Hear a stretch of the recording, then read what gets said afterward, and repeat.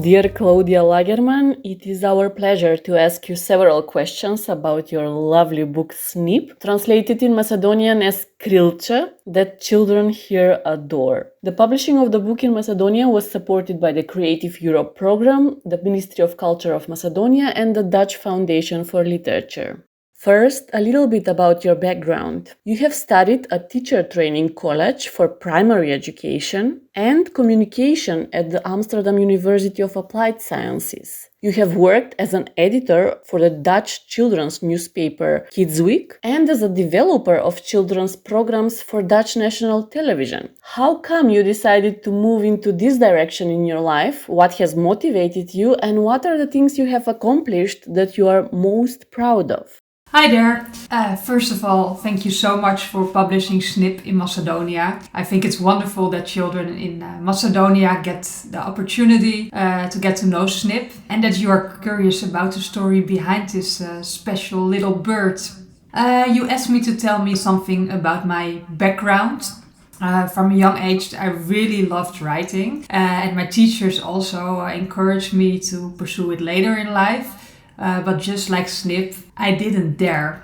I felt nervous about people reading what I wrote, and I chose the safe path, that was to become a teacher. But after I finished that study, I still felt the urge to write. And by then I was also a little bit older, and then I did have the courage to choose a media study. And when I started looking for an internship, it also felt like a natural step to giving my two study fields to combine children and media. And I discovered that writing for children and young people brought me a lot of joy. And I have continued to seek out that combination in all of my work. And I am super proud that it worked out so well and that I still enjoy this so much.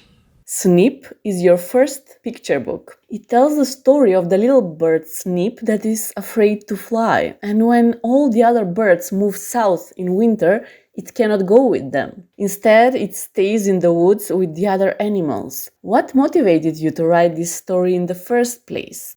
What motivated me to write this story in the first place? That actually happened during a holiday in Vienna. And I climbed a church there, and the bells were about to ring, and I was super curious about what would happen if the bells would ring and what they would sound like up close. So I stayed on the roof a little bit longer, and I also enjoyed the view, although I also have a bit of fear about heights. So I watched the birds sitting beside me on the roof. And I wondered what it would be like to be a bird who was afraid of heights. And that set my imagination in motion. And yeah, that's how Snip came to be. And also, when I was thinking about the story, what really mattered to me was writing a hopeful story. So about helping each other, even when the person you help is different from you. And because unfortunately, that doesn't always happen in the world. In the book, the nature is represented as if it has its own consciousness. The mouse, for example, blames the wind for stealing its scarf, and it calls it a thief. And when hedgehog is trapped in the bush and cannot go out, it says the branches won't let me out, as if they have their own will. So, how important is nowadays children to become more compassionate about nature and more caring, as Snip is towards the animals? I think if we want to tackle the climate change together, it's important for both children as well as adults to have an eye for nature and to feel compassion for it. The earth gives us so many beautiful things in life. And I think we should cherish this and take good care of it. And you have to get to know something in order to learn to love it. So I really wish for every child to spend a lot of time playing outside and being in nature. And I also totally understand it and get it that with the rise of screens that there are many other temptations that have came along. Yeah, but just look around and all the beauty that nature has to offer. Like, feel it, smell it, experience it. Don't think any video or series can compare to that. For this book, you collaborated with the extremely talented Dutch illustrator Hanneke Simensma. How did that collaboration come to be? Also, how did the creating of the book together with the illustrator look like? Was the story finished when the illustrator started with the drawings, or the drawings in some way shaped the story as well? And yes, I worked together with Hanneke Simensma on this book. Hanneke and I go way back. We were colleagues at a school magazine about study choices. And back then, Hanneke was an editor just like me. But Hanneke was also studying at an art academy. And I told her about this story I thought about, which I had in mind. And I shared some first texts with her. And she asked me if she could create some illustrations for it. And no strings attached, she told me. If I didn't like them, I could tell her honestly. So I let her make some pictures. I was super enthusiastic the first time I saw some of her illustrations she shared with me. I still have, this was one of the first ones she shared with me, and this is still one of my favorites, or maybe it is my favorite. Yeah, I found it so beautiful when I saw this picture.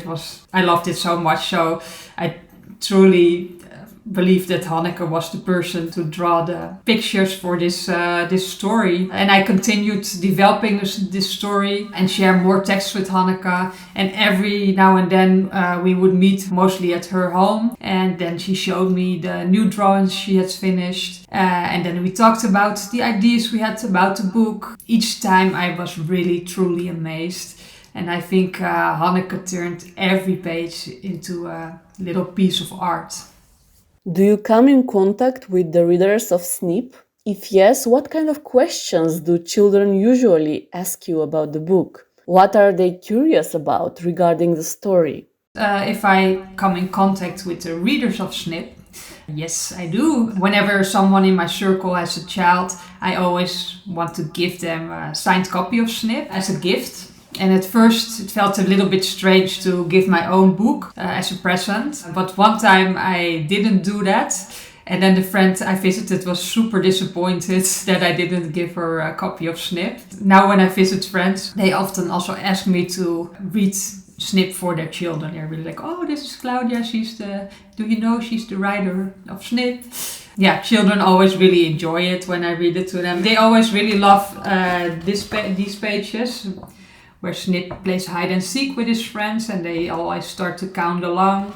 It's really nice. And they also often ask me whether Snip really can't fly. And then I always tell them, yes, I think he can fly, but he doesn't dare to. In this book, he might just learn to find the courage. So let's see if he will find it.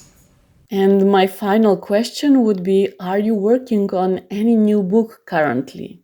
If I'm working on a new book currently, I now run an editorial agency with 2 colleagues. And in the recent years, we have published 2 non-fiction books for teenagers, amongst other things. And we also have just written a book about the life of Anne Frank, which is currently being designed. So yeah, really looking forward to see that book in real life. So that's super exciting. And next to that, I am working on a novel for young teenagers myself. And I've written the first 10 chapters now. But I also find it quite challenging because I've never done this before. But still, I really, really enjoy working on it. And I hope to find a publisher who likes it and wants to publish it. So that's it for the questions. Thank you so much again that you're interested in this story. And I hope children in Macedonia will love Snip just like the children here in the Netherlands. Thank you so much. Bye bye.